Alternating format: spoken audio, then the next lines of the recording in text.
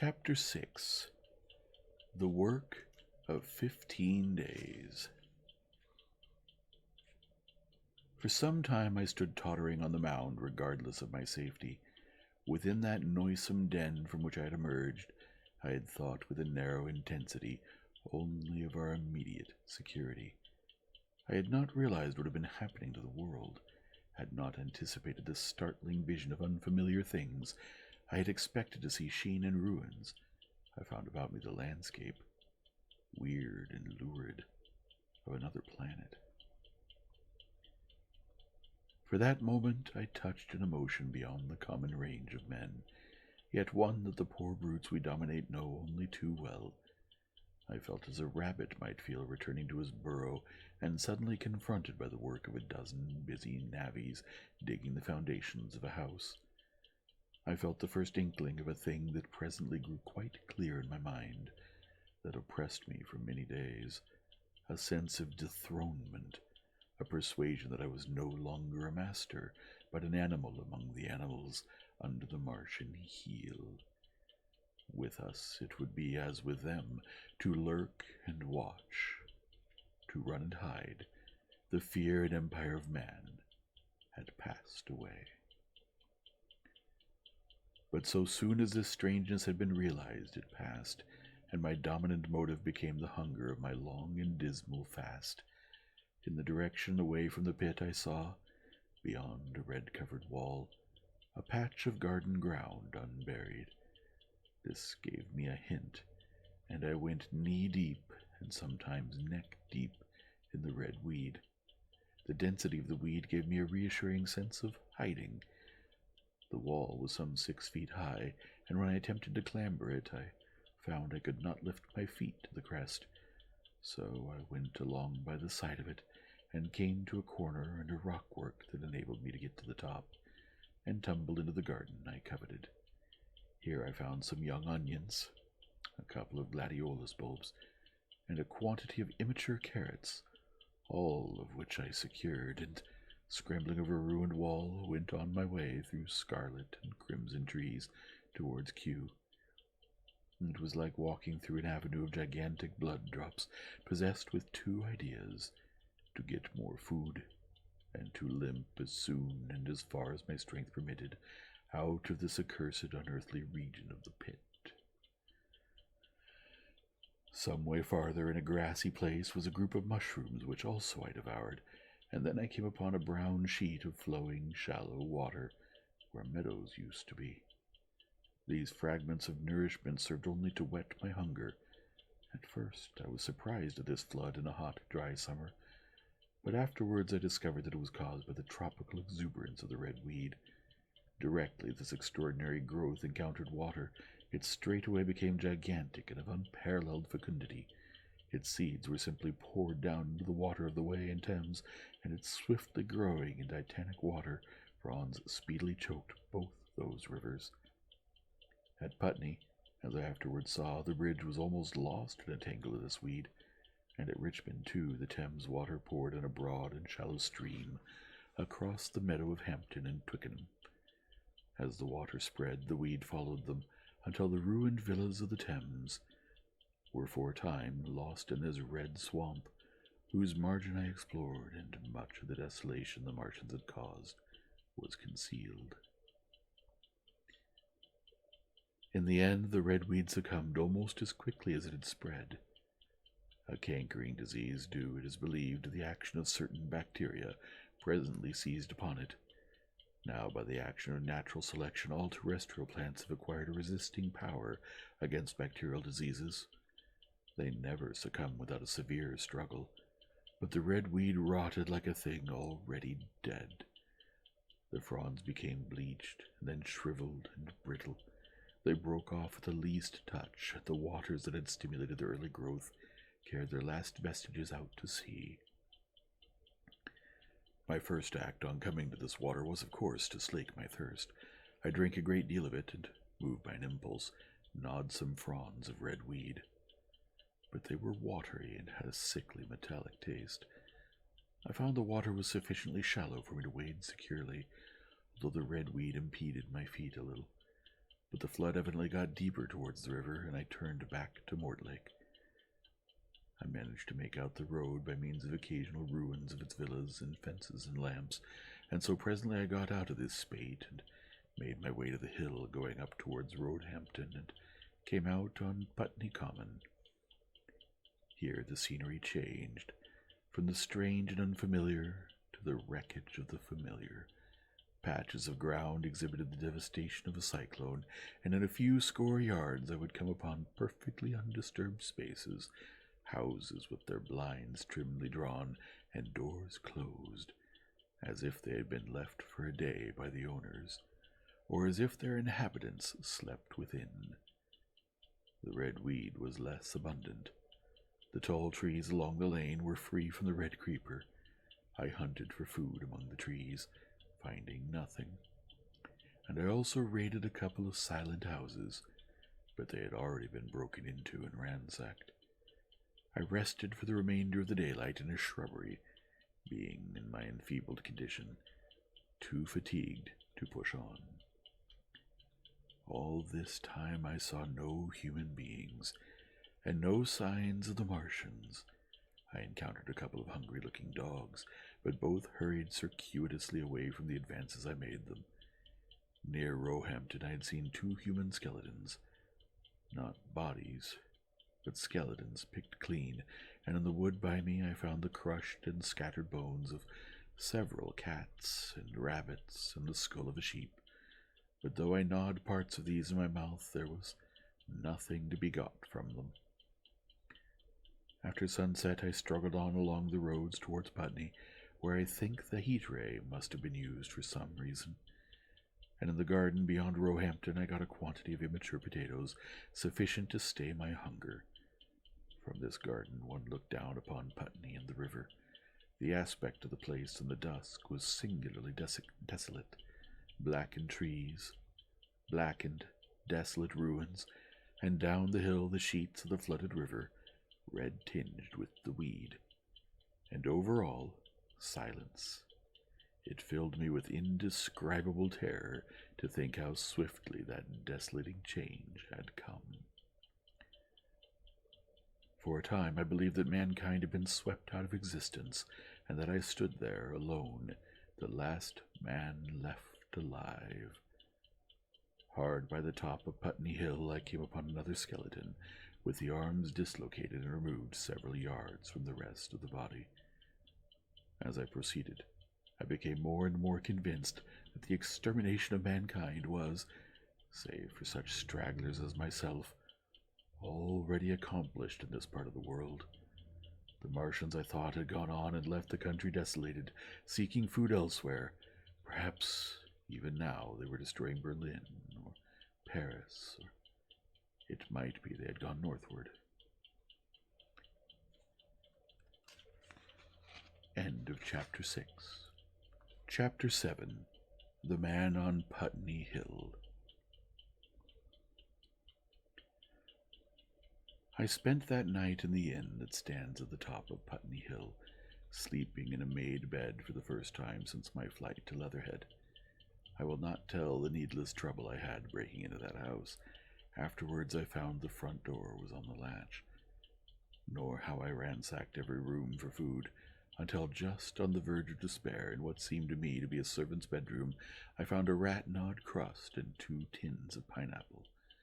The place had been already searched and emptied. In the bar I afterwards found some biscuits and sandwiches that had been overlooked. The latter I could not eat, they were too rotten, but the former not only stayed my hunger, but filled my pockets. I lit no lamps, fearing some Martian might come beating that part of London for food in the night.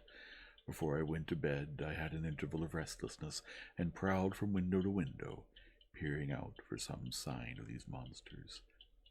I slept little. As I lay in bed, I found myself thinking consecutively, a thing I do not remember to have done since my last argument with the curate. During all the intervening time, my mental condition had been a hurrying succession of vague emotional states, or a sort of stupid receptivity.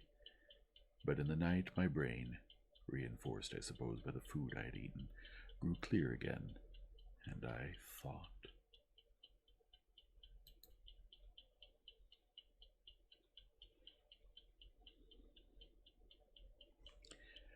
3 things struggled for possession of my mind: the killing of the curate, the whereabouts of the Martians, and the possible fate of my wife. The former gave me no sensation of horror or remorse to recall. I saw it simply as a thing done, a memory infinitely disagreeable but quite without the quality of remorse. I saw myself then, as I see myself now, driven step by step towards that hasty blow, the creature of a sequence of accidents leading inevitably to that. I felt no condemnation, yet the memory, static, unprogressive, haunted me. In the silence of the night, with that sense of the nearness of God that sometimes comes into the stillness and the darkness, I stood my trial, my only trial, for that moment of wrath and fear. I retraced every step of our conversation from the moment when I had found him crouching beside me, heedless of my thirst, and pointing to the fire and smoke that steamed up from the ruins of Weybridge. We had been incapable of cooperation. Grim chance had taken no heed of that. Had I foreseen, I should have left him at Halliford. But I did not foresee, and crime is to foresee and do. And I set this down as I have set all this story down, as it was. There were no witnesses. All these things I might have concealed, but I set it down, and the reader must form his judgment, as he will. And when, by an effort, I had set aside that picture of a prostrate body, I faced the problem of the Martians and the fate of my wife. For the former, I had no data. I could imagine 100 things, and so, unhappily, I could for the latter. And suddenly that night became terrible. I found myself sitting up in bed, staring at the dark. I found myself praying that the heat ray might have suddenly and painlessly struck her out of being. Since the night of my return from Leatherhead, I had not prayed. I had uttered prayers, fetish prayers, had prayed as heathens mutter charms when I was in extremity. But now I prayed indeed, pleading steadfastly and sanely, face to face with the darkness of God. Strange night. Strangest in this, that so soon as dawn had come, I, who had talked with God, crept out of the house like a rat leaving its hiding place, a creature scarcely larger, an inferior animal, a thing that for any passing whim of our masters might be hunted and killed. Perhaps they also prayed confidently to God. Surely, if we have learned nothing else, this war has taught us pity, pity for those witless souls that suffer our dominion. The morning was bright and fine, and the eastern sky glowed pink and was fretted with little golden clouds. In the road that runs from the top of Putney Hill to Wimbledon was a number of poor vestiges of the panic torrent that must have poured Londonward on the Sunday night after the fighting began. There was a little 2-wheeled cart inscribed to the name of Thomas Lobb, greengrocer, New Malden, with a smashed wheel and an abandoned tin trunk. There was a straw hat trampled into the now hardened mud, and at the top of West Hill a lot of blood-stained glass about the overturned water trough. My movements were languid, my plans of the vaguest. I had an idea of going to Leatherhead, though I knew that there I had the poorest chance of finding my wife. Certainly, unless death had overtaken them suddenly, my cousins and she would have fled thence, but it seemed to me I might find or learn there whither the Surrey people had fled. I knew I wanted to find my wife, that my heart ached for her and the world of men, but I had no clear idea how the finding might be done. I was also sharply aware now of my intense loneliness. From the corner I went, under cover of a thicket of trees and bushes, to the edge of Wimbledon Common, stretching wide and far.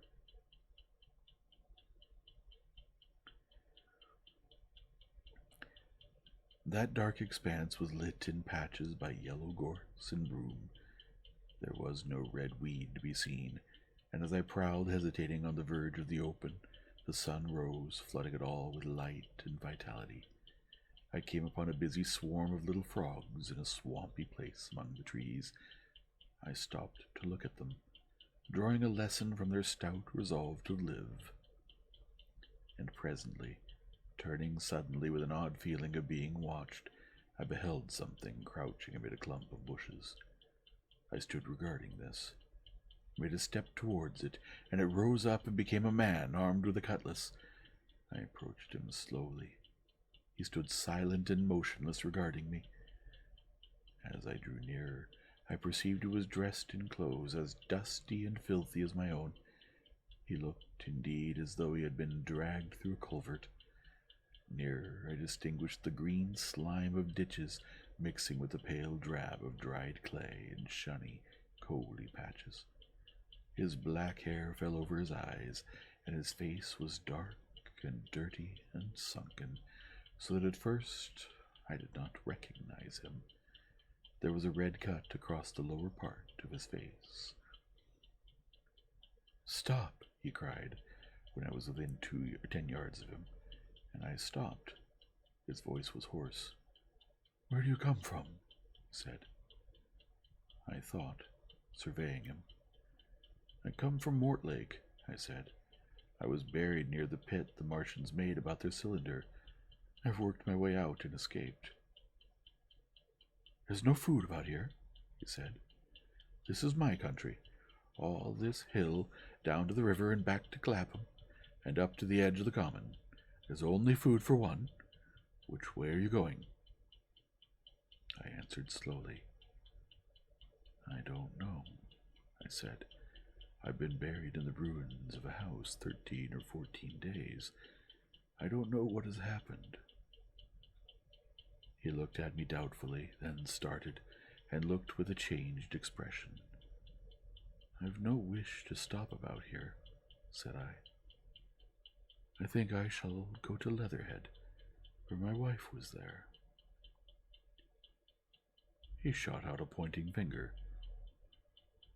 "It is you," said he, "the man from Woking, and you weren't killed at Weybridge?" I recognized him at the same moment. "You are the artilleryman who came into my garden." "Good luck," he said. "We are lucky ones. Fancy you." He put out a hand, and I took it. "I crawled up a drain," he said, "but they didn't kill everyone. And after they went away, I got off towards Walton across the fields, but it's not 16 days altogether, and your hair is gray." He looked over his shoulder suddenly. "Only a rook," he said. "One gets to know that birds have shadows these days. This is a bit open. Let us crawl under these bushes and talk." "Have you seen any Martians?" I said. "Since I crawled out, they've gone away across London," he said. "I guess they've got a bigger camp there. Of a night, all over there, Hampstead way, the sky is alive with their lights. It's like a great city, and in the glare you can just see them moving. By daylight you can't. But nearer, I haven't seen them." He counted on his fingers. 5 days. Then I saw a couple across Hammersmith way carrying something big, and the night before last he stopped and spoke. It was just a matter of lights, but it was something up in the air. I believe they've built a flying machine.